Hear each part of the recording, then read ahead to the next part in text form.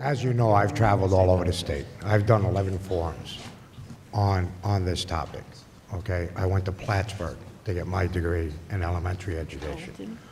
To say that I'm disappointed with this curriculum, right, would be an understatement. Let me ask a question. Have you had conversations with the governor's office about the need to push forward Common Core? So I don't Have you- understand what you mean by push forward. Have you had conversations with the governor's office pertaining about the need to push forward this Common Core curriculum? The governor expressed in his budget address his strong commitment to the Common Core standards, which I appreciate, and we've said we will work productively, we think, with the panel that he is creating to think about ways that we can continue to improve implementation of the Common Core. Have you had meetings with the governor's office? We meet regularly with the governor's office on a variety of issues. Okay. Now, the modules, you bought them from, you're getting them from Pearson, correct? No. Who are you getting them from? There are a variety of partners in the development of the modules in K through 2 English language arts. The partner is Core Knowledge, which has decades of research supporting their work on early literacy. In grades 3 through 8, the partner is Expeditionary Learning, which has been involved in professional development and support for teachers, not just in New York, but all across the country.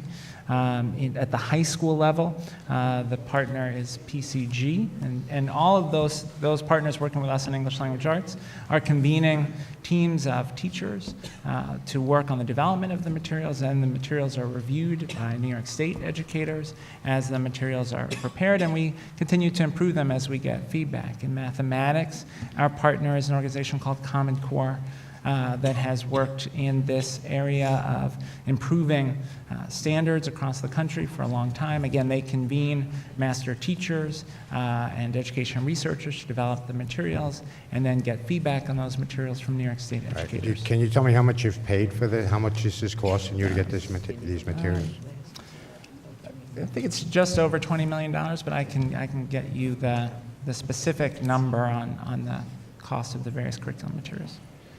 Now, in my forums that we did, we've taken a look at some of the material that has been presented or taken off of the state site, and some of it grammatically incorrect, some of it was incomplete, some of it was, it's not developmentally appropriate, okay? There are no rubrics here for kids with disabilities. There are no rubrics here for kids that are advanced learners, okay?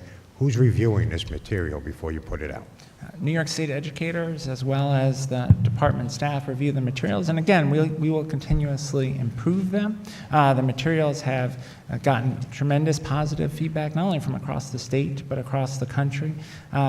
Expeditionary Learning, for example, just was awarded a U.S. Department of Education Innovation grant because of the promise that their work holds for improving student outcomes. But it's important to say that curriculum materials are not required. They are optional for districts. Districts can choose whether or not to use them, and they can choose how they will adapt them. You know, I keep hearing that, and here's the problem.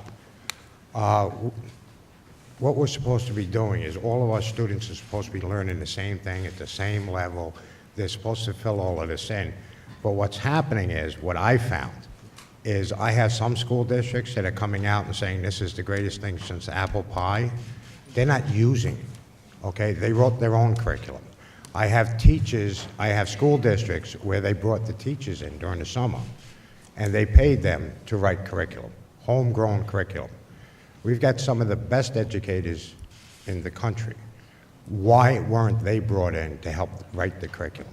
I have other school districts that are only doing it partially. They're using half the ELAs. I have other school districts that don't have the money for this.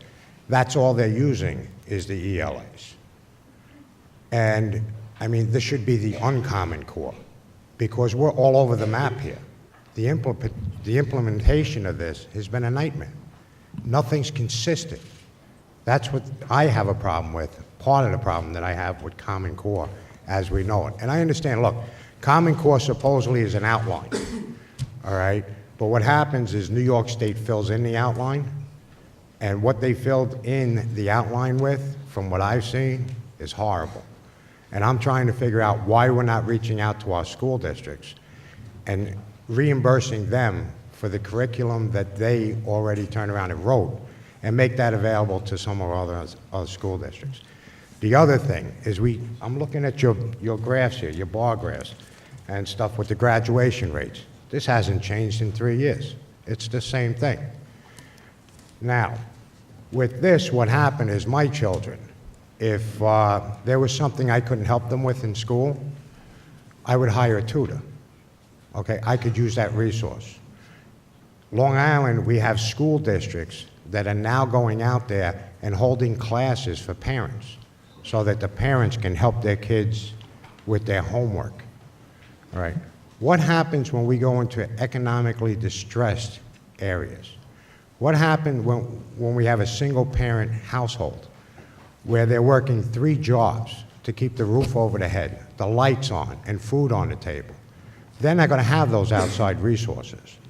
We're constantly talking about the haves and have-nots.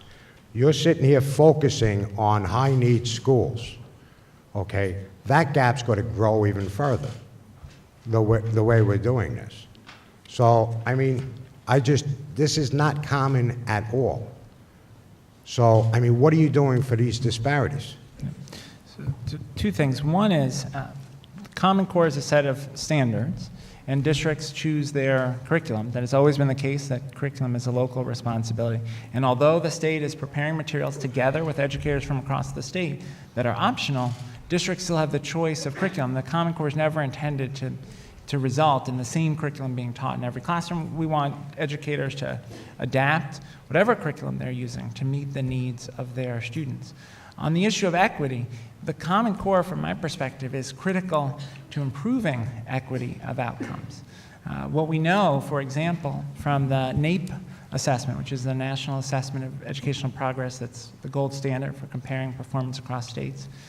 Tennessee and the District of Columbia, 2 places where there are very high needs students, saw the largest gains on the last administration of the NAEP because they are focused on 2 things: raising standards for teaching through teacher evaluation and principal evaluation systems that support good professional development, and the implementation of the Common Core standards. And they saw some of the largest gains for their highest need students.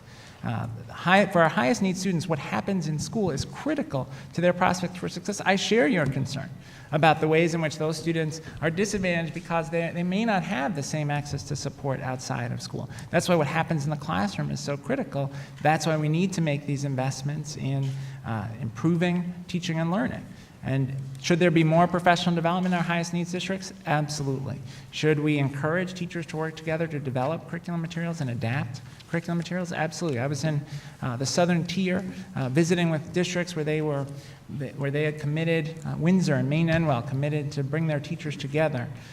They invested resources in that they were lucky to have, and they invested those resources in bringing their teachers together to review materials, adapt them, talk about student work. That kind of teacher collaboration is critical, and that's why we've put forward the investment we have in professional development.